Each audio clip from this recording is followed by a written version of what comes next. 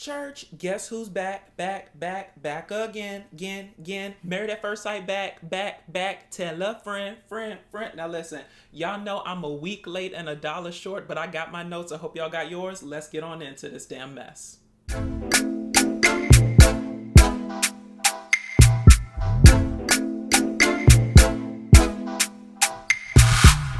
All right, y'all, so let's jump right on in. Now listen, first and foremost, y'all, happy new year to all my returning church members. How you doing? In the eternal words of Wendy Williams. And to all my new entrants, y'all make sure to click that subscribe button and also click that bell notification so you get notified every time I decide to upload a video. Now listen, I promise y'all in 2023 I'm gonna try to be more consistent, but this whole holiday season thing, y'all, it threw me for a loop, to be completely honest. Like, on one hand, it was super fun hanging with my family and friends and doing all that holiday stuff.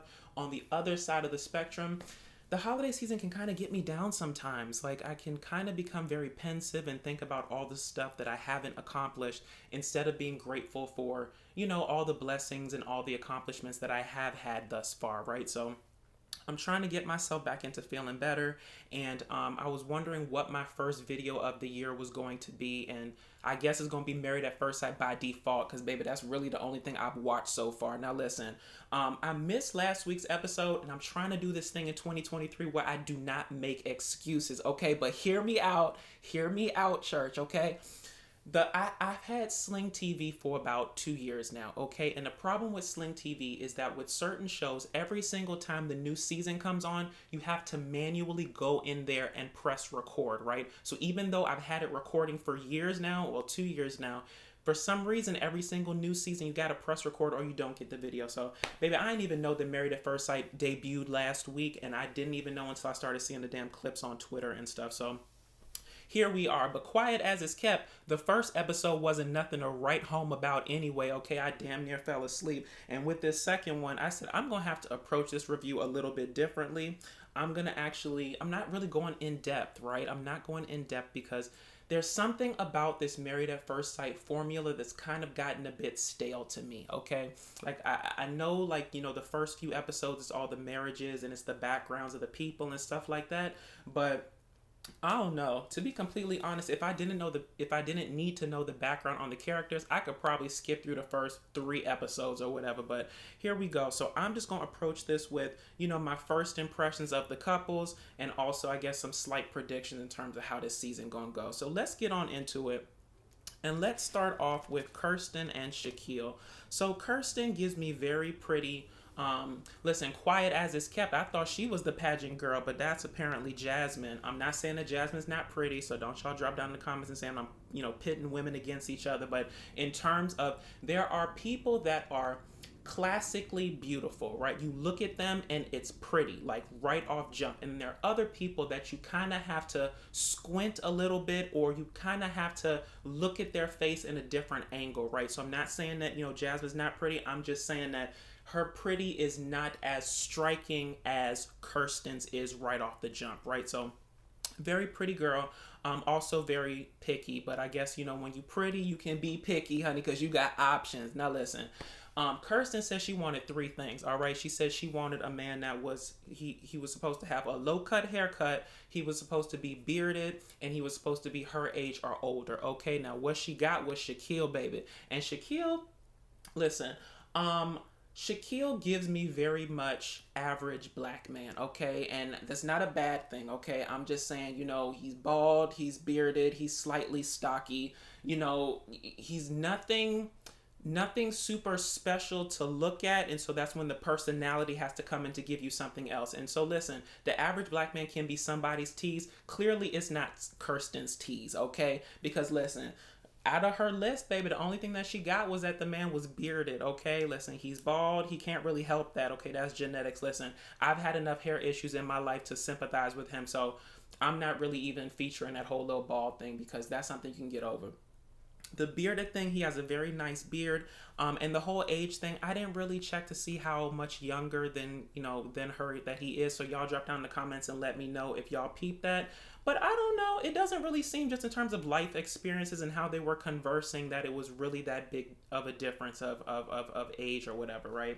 I think the big thing that's going to be interesting here is whether she can get over this ideal of a man that she had in her head, right? The low cut haircut, the bearded, the, her age or older or, muscular or whatever the case may be. Like, can you get past your your ideals that you've had for so long in terms of what a partner is or what a partner needs to be for you, right? If she can get past it, I'm sure that Shaquille has a lot to offer. If not, this whole season's gonna be an uphill battle, right? And just from that little dry ass kiss down to the damn wedding, Shaquille, I don't know, player, this is going to work out in your favor. I'm going to keep it, super 100 this season, baby. I'm not sugarcoating anything for the episodes that I do watch. Y'all catch them teas. What was funny to me about their wedding is just the perception of it, right? Because it's funny how people can perceive something one way in the moment, and then you get the backstory on the back burner in terms of the person's actual motivations, right? And I say that to say this. He thought that when that lady turned her head in terms of when it was time to, you may kiss your bride, that was her being very intentional and setting up boundaries and whatnot. Listen, quiet as it's kept, I thought she turned her head because, listen, she told her sister or her bridesmaid or something that she wasn't going to let that man tongue kiss her no way, okay? And when she found out that he wasn't, the appearance that she wanted, I didn't think she wanted him to kiss her no way. So listen, that's yet to be seen. I am just, making assumptions based on what they've given us so far. But listen, attraction is very important to some people, myself included. Like, if I'm not physically attracted to somebody, it's going to be an uphill battle. I've heard all of those things of you got to give it time. You got to let somebody warm up to you, or rather you warm up to them, and attraction can build. I think it can build for some people. And I think if you sign up for Married at First Sight, you need to kind of, I guess, at least give it the opportunity to build. But at the end of the day, sometimes in terms of these couples, they can put themselves in a position of failure because they're trying to go against something that they've always done, which, like I said, they should do because they're trying this show. But if you know in your heart of hearts that you cannot warm up to attraction of this person, I think it's best to tell them up front, and then maybe y'all could just spend the damn season being friends or trying to build a good friendship that could potentially lead to something else. So we'll see. Now let's move on to my favorite couple so far, Gina and Clint. Now, baby, listen.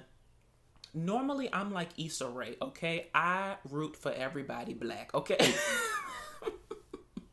And that sounds so wrong to say, and I'm not trying to down the other couples. It's just your natural affinity sometimes for certain types of people. But I really like Gina and Clint, okay? I am here for a boss lady, a woman that's about her business, a woman that's about her coin, a woman that's always getting to the bag. And it seems like Gina is really about her business. She got her salon. She whipping up that hair. She burning that hair. She putting in tracks. She doing what she needs to do down to that damn Nashville beauty salon. So good for her. And the thing that I really love about Gina, yes, she's beautiful and whatnot, but her teeth, okay? I'm about to rename Gina. Girl, we going to call you for this season. We going to call you Teeth, okay? Teeth, okay? It's going to be teeth for the classy people, and for the hood people, we're going to call you Teeth with an F. Teef, okay? Because she has some of the most beautiful teeth I have ever seen, right? I should have damn near became a damn dentist because I just love looking at people's teeth. You can really tell a lot about somebody by how they keep their dental health in terms of, that's really outside of the physical appearance when you first see somebody. The second thing I always notice, baby, is your teeth, okay? Now, in terms of Clint, I like Clint. I think, they both have really good personalities. Clint, I love a long-haired white boy. I do. I confess that to y'all, baby. I love a white boy with long hair. Now listen, Clint is not as attractive as I like him, okay? Quiet as it's kept, he's giving me very much the Gordon's fisherman tease, okay? And it's probably a bit exacerbated by the fact that he actually does have two boats. And so in my mind, all I'm doing is imagining him in that damn red poncho, yellow poncho, standing on the boat as the Gordon's fisherman. But listen, I think that they're definitely a good match. They seem to be attracted to each other down to the altar, and so I'm excited to see how this one will go. Like I said, she's a boss lady. He seems to have a business. I think it was something regarding consulting. Consulting to me is the most confusing career, okay? Because it can literally mean anything from finance to drug dealing. I don't understand. Every time somebody tells me that they're a consultant, I'm just like, you need to say something deeper, okay? Because at its core, consultant means that you consult, like you have a knowledge of something that you're trying to share with somebody, but it could be a knowledge of damn near anything. But listen, I'm glad that they're both business minded, because I think that, two people that are akin in that area can obviously find some, commonalities, at least from the jump. So good for them. I see it for them. Now let's move on to Nicole and Chris.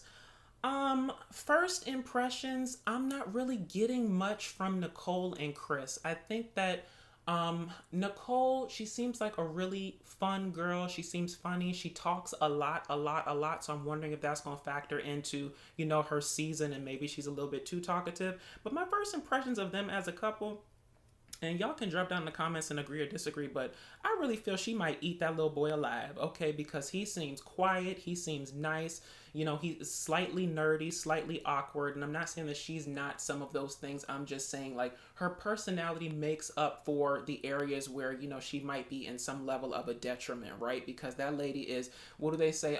Mouth almighty, tongue everlasting, okay? But I did really vibe with her when she was talking about how nobody has claimed her. Like, she'll be in relationships and people don't claim her. And listen, I have been in so many situations where the person just never claimed me, right? Like, they never claimed me. It's always been a series of situationships, right? And so what I like about Chris, even though he's not really giving me much personality, like I said, slightly nerdy, awkward, and she might eat him alive, is that he seems like an authentically nice guy, right? And if you dealt with a lot of situationships, a lot of people that just haven't been able to commit, a lot of people that have just been messing you over, it can be a breath of fresh air to deal with somebody who's authentically nice, knows what they want, and is okay with pursuing that, right? So I think that's really a match based on potential, and that, she can kind of bring out his more vocal, more, personable side. And I guess he can provide her some sense of security in terms of him being nice and not trying to mess her over. Now let's move on to Jasmine and Airris. And I really find Airris to be a weird name. I thought it was cute at first, because I really like A names in terms of like baby names and stuff.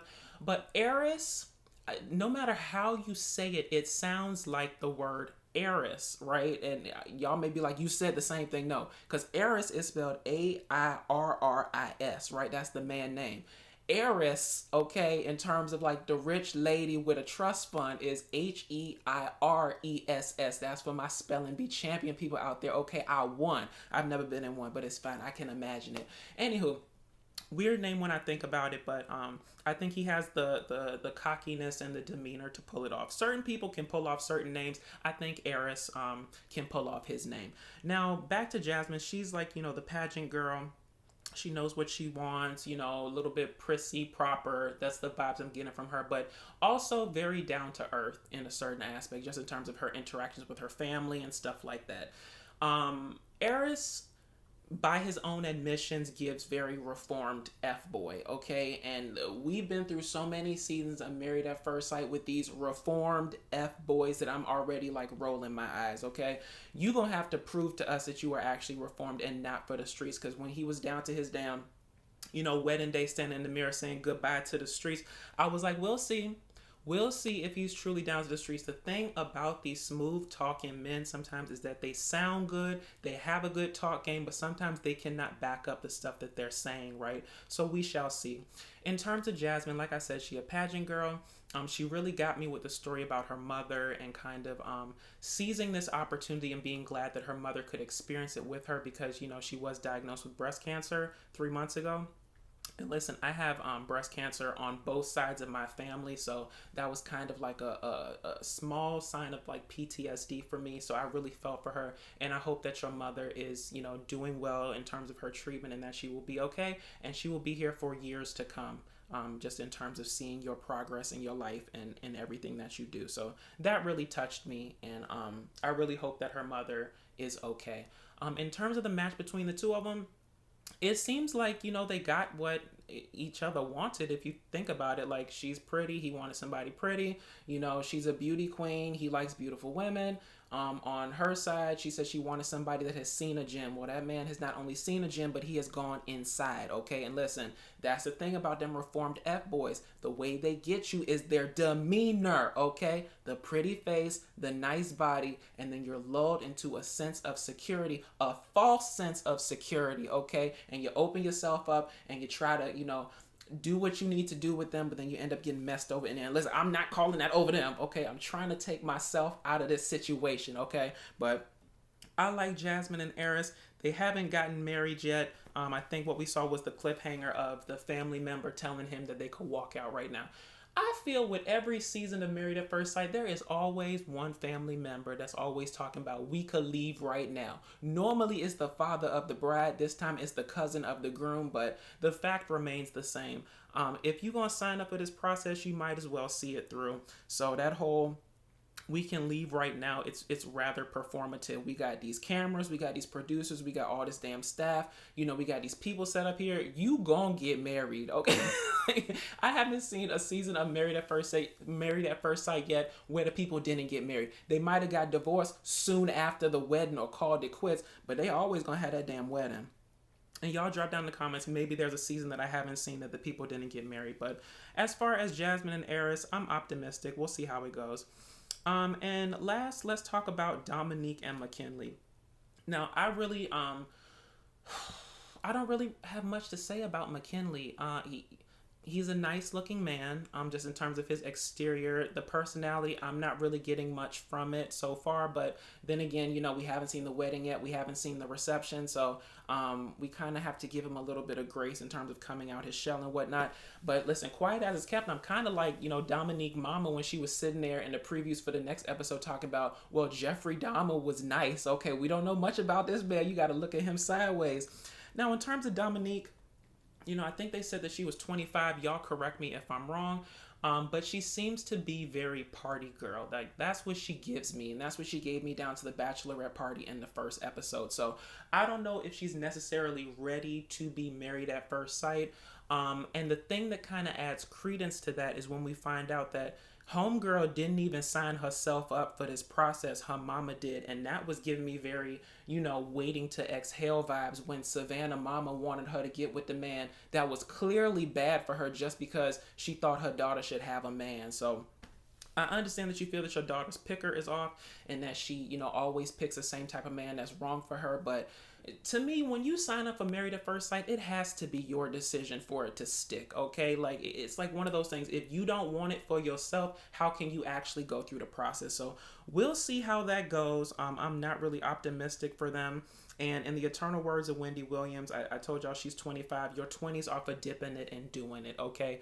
Yeah, you can get married in your 20s.